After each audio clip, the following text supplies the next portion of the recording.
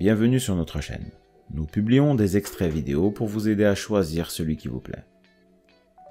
Pour savoir comment télécharger ce livre audio gratuitement, ou un autre de votre choix, n'hésitez pas à cliquer sur les liens en description.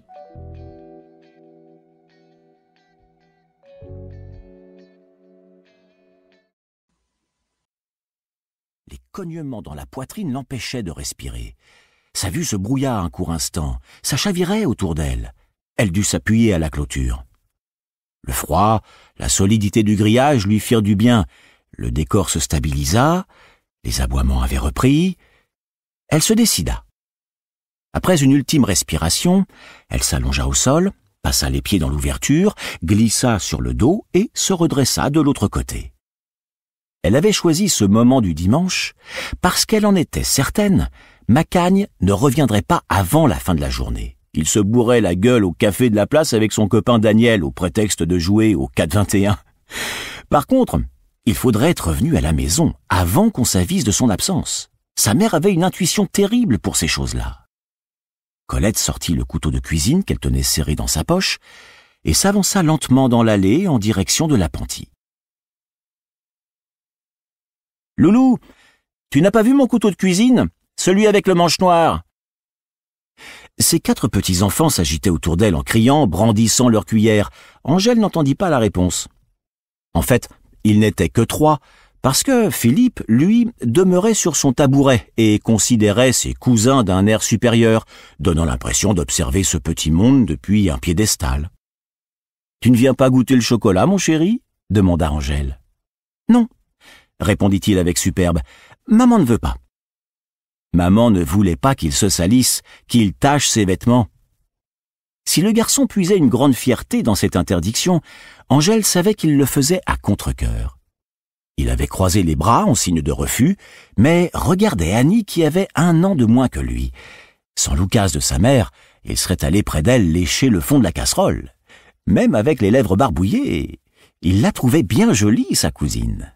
« Bon, » dit Angèle, « on va choisir les chambres pour cet été. » Hurlement de joie. Sachant à quel point ses petits-enfants adoraient ce rituel, Angèle le reproduisait 3 fois l'an. À la rentrée, on choisissait les chambres pour les vacances de Noël. En début d'année, on faisait de même en prévision de Pâques. À partir d'avril, on organisait les couchages pour l'été.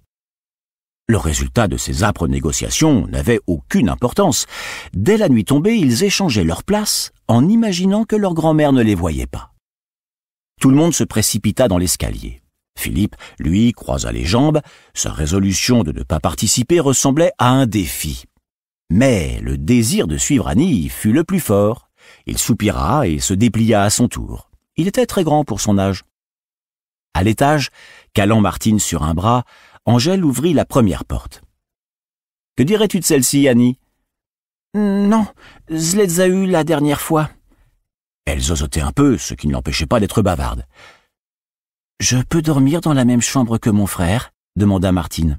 « Ici, c'est comme à l'école » décréta Angèle. « Les filles avec les filles, les garçons avec les garçons. »« Ça me fait peur ici » reprit la petite fille en serrant contre elle la peluche dont elle ne se séparait jamais. « Bon, alors voyons la suivante. » Au passage, elle jeta un regard inquiet par la fenêtre.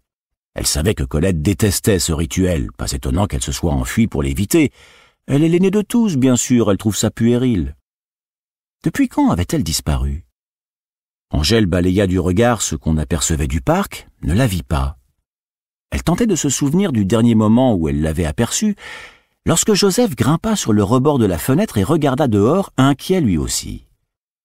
C'était un chat haut sur pattes, avec une oreille coupée, qui, théoriquement, appartenait à toute la famille Pelletier. Il avait vécu chez Hélène, chez François, et finalement avait choisi Colette. Ils s'adoraient, ces deux-là. Derrière, les enfants s'impatientaient. Angèle reprit le couloir. Joseph, lui, resta là fixant le parc. « Alors, pour qui la chambre bleue ?» Philippe suivait le mouvement avec détachement. Il ne participait pas au partage des chambres parce qu'à 7 ans, il dormait toujours avec sa mère.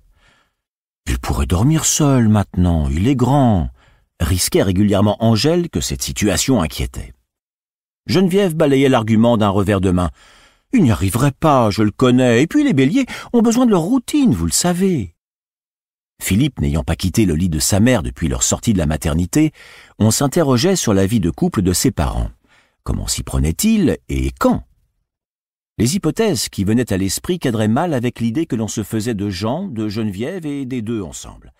En réalité, pour céder la place à son fils... Si ce livre vous a plu, vous pouvez alors le télécharger gratuitement.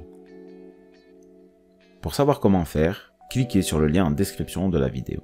N'hésitez pas à commenter pour nous informer des extraits de livres audio que vous aimeriez écouter.